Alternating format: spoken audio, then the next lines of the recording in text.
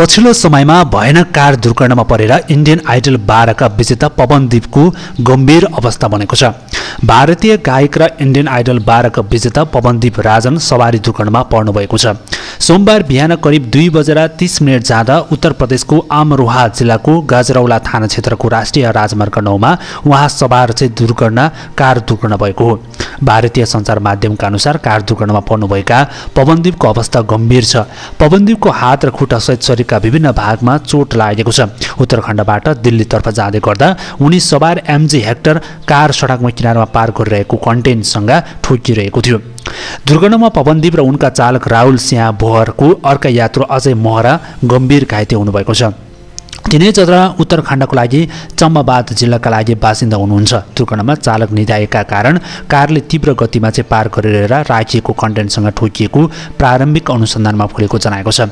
Indian idol season 12 का विजेता र गायक पवनदीप राजन भयानक कार दुर्घटनामा परेका छन् र सोमबार अमरोहा भएको दुर्घटनामा परेर उनी र गम्भीर घाइते भएका भारतीय सञ्चार माध्यमले जनाएको छ। उनलाई चिकित्सकहरूले उपचार गरिरहेको एक भिडियो सार्वजनिक भएको छ। उहाँ उनी र गम्भीर अवस्थामा देखिएको छ। सार्वजनिक भिडियोका अनुसार उनको बायाँ खुट्टा र दायाँ हातमा चोट लागेको छ भने दुर्घटनामा पवनदीप चढेको कारको लागि अवस्था निकै नाजुक देखिएको छ। कार पूर्ण रूपमा छेदविच्छेद भएको छ भने गाडीको तस्बिर हेर्दा दुर्घटनामा कति भयावह थियो भन्ने सहजै अनुमान गर्न सकिन्छ। हाल पवनदीपको उपचार अस्पतालमा भइरहेको छ।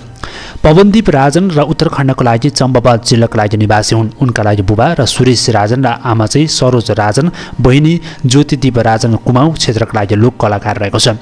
पवनदीपको सङ्गीत यात्रामा भने सन् 2015 मा द भोइस अफ इन्डिया जितेपछि सुरु भएको थियो। त्यसपछि उनले इन्डियन आइडल सिजन 12 को उपाधि पनि जितेका छन्। उक्त प्रतियोगितामा उनले ट्रफीसँगै 1 कार र 25 लाख रुपियाँको पुरस्कार जितेका छन्। फाइनलमा उनको प्रतिस्पर्धामा अरुणीय काजीलाल र मोहम्मद दानिसा, सयली काम्बा र निहाल ताउरो र सनमुख प्रिया लगायतका 5 प्रतिस्पर्धीसँग भएको थियो।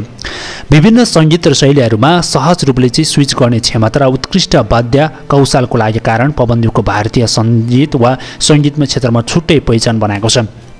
रियालिटी शोको चमक धमक भन्दा बाहिर उनले एकल सङ्गीत यात्रामा अगाडि बढिरहेको छन्। स्वतन्त्र एल्बमहरू सार्वजनिक गरेका छन्। अन्य कलाकारहरूसँग सहकार्य गरेर फिल्म सङ्गीतमा पनि हात हालेका छन्।